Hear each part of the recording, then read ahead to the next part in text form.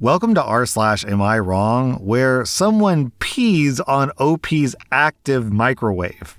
Am I wrong for threatening my autistic neighbor after he desecrated my household appliance? About 2 weeks ago, I had a get-together with friends that ended up getting a bit raucous. We all need to blow off steam as we work in a stressful field. My neighbor, who's an acquaintance, ended up latching onto the party, which I had no issue with, especially considering that he doesn't seem to have many friends. There were 7 guests total, and around midnight, after a large amount of alcohol had been consumed, my 2 best pals and I were sitting around the fire pit. I started to notice the other 5 people were getting particularly loud inside. I didn't know why. I assumed they were drunk and having a good time. That's when it happened. Uproarious shouting that could not be ignored. Then, one of my friends who was inside ran out to get me. "He's peeing on your effing microwave!" I could hardly register what was being said at first. I followed my friend inside, where I saw my neighbor attempting to zip up his pants in his delirious state. Smoke was indeed coming off the microwave, and it was visibly dripping wet. My friends were just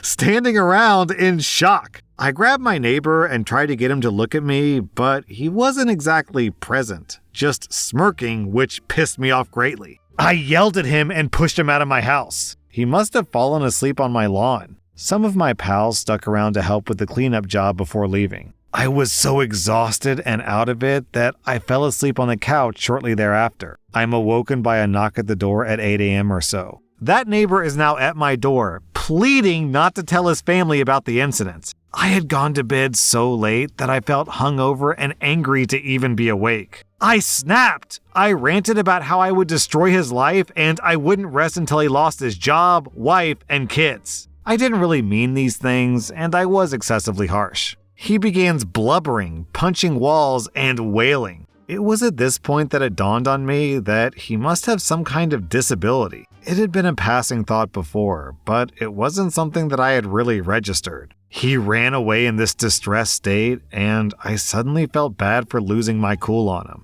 Am I wrong for treating a disabled person this way even after what he did? Well, okay, he's disabled, but there can be nice disabled people and also butthole disabled people, right? Sounds to me like this guy is on the butthole spectrum. I mean, at the very least, the guy could promise to get you a new microwave, right? He didn't even do that. Our next Reddit post is from Organic Ratio. Am I wrong for telling my dad that he got what he deserved and what he wanted? I'm a 17-year-old girl, and my mom is 42. 5 years ago, she was diagnosed with stage 3 breast cancer. It was a hard time, and my mom fought like hell to beat it, and she did, thankfully. However, after multiple surgeries and a couple of months after starting chemo, my mom was getting really sick and had started to lose her hair. It was the sickest I had ever seen my mom. Around the same time, my dad, who's 44, served her with divorce papers in front of me and my 2 younger siblings, who were all kids at the time. We were all confused and crying, and the only thing my dad kept saying was, "I didn't sign up for this. I don't want this." He moved out of our home almost immediately, and rarely even contacted his kids for 2 years. During those 2 years, though, my mom beat breast cancer and was in remission. While her health was looking up, all the stuff that was happening with my dad kept getting dragged on, as he really didn't want to be in mine or my siblings' lives. And ultimately, the courts had to mandate him to be in our lives. Fast forward to a year later, my mom meets Stephanie, her now partner, and my stepmother. For the last couple of years, my parents have shared custody of my siblings and I, and we usually go to my dad's every other weekend. But recently, in the past few weeks, I've been opting out on going, especially this past weekend, as I didn't want to spend a 3-day weekend with him. Stephanie came to me, my brother, and my sister and asked us for our mom's hand in marriage. We were all so happy and excited because Stephanie brought so much love and happiness to our mom. And we love Steph like she's another mom to us, so of course we said yes. So my brother and sister were at my dad's this past weekend. I'm not sure how the conversation transpired, but all I know is that my sister said something along the lines of, "I hope Stephanie doesn't propose to mom without us there," to my brother. That was enough to send my dad into a rage, making him call me and go on a complete rampage about how he's all alone and he doesn't have his family. And how could my mom and Steph think this was okay without discussing it with him first? I simply said, "This is what you wanted. You divorced her. You got what you wanted and deserved." Then I just hung up. Since Sunday, my dad's been calling and texting me saying that I'm a disrespectful little turd for saying that to him, and that he's still my father regardless. Am I in the wrong? You know, it's funny that this guy says, "I didn't sign up for this," when that is literally part of the wedding vows, in sickness and in health. This is the in sickness part. So he did sign up for it, he's just a whiny loser. OP, your dad is bitter, miserable, and just an all-around bad person. I don't blame you for trying to avoid him as much as possible. Am I wrong for not assisting my friend who ghosted me until I became rich and successful? I'm a 30-year-old guy, and I met my former best friend, a 31-year-old woman, when she was 14. We were best friends in high school and went to college together. I had other friends, but she was the closest. I knew her family and we helped each other. We each had anxiety and mental health struggles and supported each other. She's always had a mind for business ownership, even when we were young. She sold things and made good money in high school and in college. We went to college together for the same degree. When I was 21, out of the blue, she just stopped talking to me. I don't know the reason. She did start dating this guy, but that's the only change. I'd call and text and she wouldn't respond. I'd see her at school and she'd give me friendly small talk. Eventually, she moved states away with her boyfriend. It hurt really bad for years. For like a solid 5 years, I was in agony every day wondering what went wrong. I remember 3 years after that, I thought that I was over it, but I had to pull over and cry because I achieved something and I couldn't tell my best friend about it. I tried to contact her sporadically for years with no answer. I mourned the death of that friendship, but eventually came around. I can now look back and see that we had good times, and she was there when I needed her most in my developmental years, and that how it ended doesn't ruin the past. In the last 3 years, I've been really successful. She's doing well in her business ownership as well. I don't want to brag, but she's not doing nearly as well as me. I wish her the best and I'm proud of her. She's making enough to work for herself, and that's success. We still follow each other on social media, so I see how she's doing from time to time. I, however, have been on fire the last 3 years, and I'm doing well as a business owner and public figure. I have lots of followers, a podcast, and people ask me to come on their podcast. I make enough to employ lots of people, and I pay them generously. A year or so ago, she started liking my posts. Then she started commenting on them, and I was friendly to her. I would like her comments and say thanks and call her some old nickname I used to call her. I wasn't upset about this. If this had been years ago, I'd probably feel a certain way, but I'm just beyond that right now. However, now she's DMing me and trying to talk business and using old inside jokes like we're best friends again.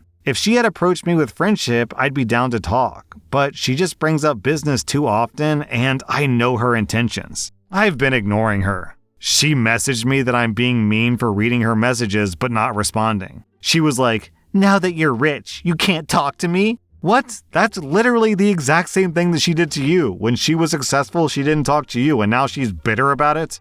Am I wrong for not letting it go when another parent got physical with my child at a school event? I was watching my 10-year-old play in a bouncy house-like structure at a highly populated school event. The structure was actually an obstacle course, something meant for kids to run through. But all the kids were congregated and bouncing in the middle with their parents looking on nearby. I saw a woman getting verbally aggressive, screaming to stop and to get out, but I assumed that she was addressing her own child. Then she lunged over the side of the bouncy house at my child, slapping and grabbing his leg, which was the only part of my child that she could reach due to the height of the bounce structure. She didn't realize that I was behind her. It was such a violation of social norms that I never saw it coming. I was in shock. After she was unsuccessful in dragging him out of the structure from the side, she charged around to the entrance as if she were going to go in after him that way. My kid was crying, so I pulled him out with me. She came up to me yelling about how he was jumping around, and I told her that if she has a problem, she needs to speak with me and not treat him that way because he's just a child.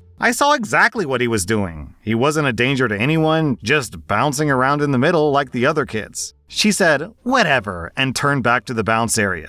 I immediately went looking for the principal to report what I considered extremely inappropriate behavior. I would never do what that woman did to my own kid, much less anyone else's. Well, I saw that she beat me to the principal, so I waited for her to leave to avoid escalating further with her. The principal was blank-faced as she said, "Sorry that happened," and discouraged me from notifying the police. She told me that this woman sometimes volunteers, is a member of the PTA, and occasionally a substitute, but at this function she was just a parent and didn't say anything else. She said that as if I should be comforted, but all I heard was all the different ways that she might cross my kid's path again. I couldn't do much else right then, except for remove us from the situation and head home. Still, it just didn't sit right with me. So I did call the non-emergency police line and was referred to the school police. I met with them today and will follow up to see if anything more has happened. I also spoke with a school safety officer who dropped such gems as, "I'm sure she wasn't attacking your child out of the blue." What does that even mean?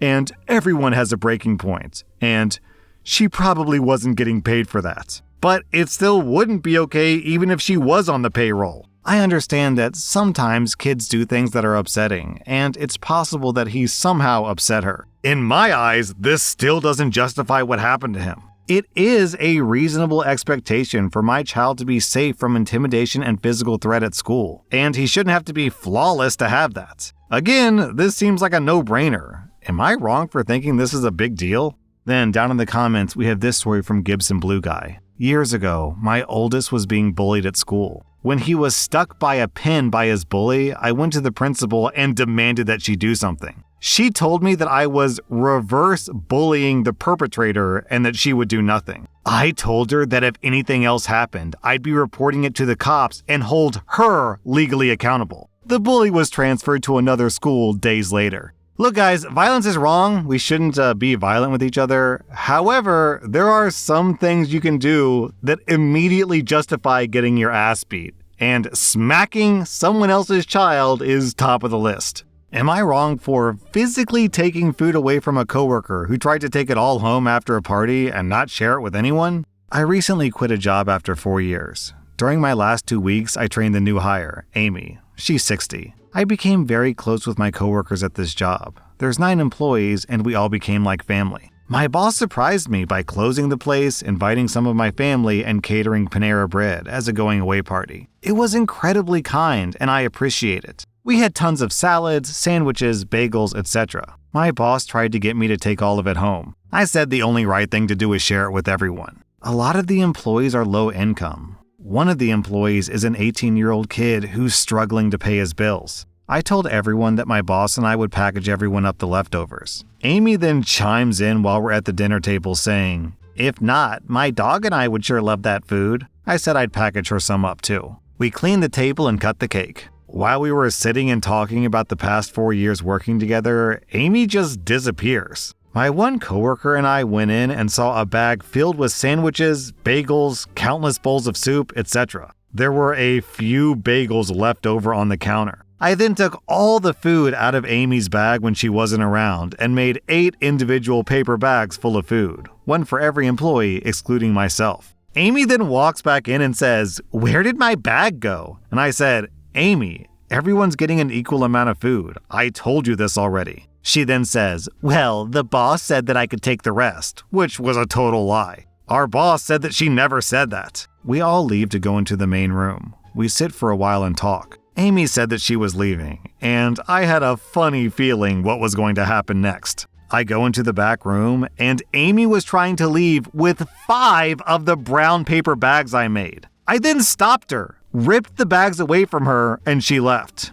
She never said another word. That was that. I walk back out to see everyone, and I tell them what had just happened. My boss said, "It's not really a big deal. It's just sandwiches." And I couldn't disagree more. We all do our fair share of work at this job. It was my effing party, and I wanted all of my coworkers, whom I love, to get a share of the food. Amy knows that people here aren't made of money. I know that she isn't doing too well financially, but stealing isn't the way to fix that. One coworker is 18, and he was kicked out of his parents' house for being gay. Another is a single mom with 4 kids. Another is 64 and needs this money to survive. And I'll be damned if they're gonna leave my party empty-handed. Especially not by someone who's worked here for 2 weeks. Am I wrong? I mean, I ripped those effing bags out of her hands like my life depended on it. Nah, OP, you're completely justified. Also, I think your boss is being a little bit dumb for ignoring a really obvious red flag here, because this indicates to me that she's not going to be a very pleasant lady to work with.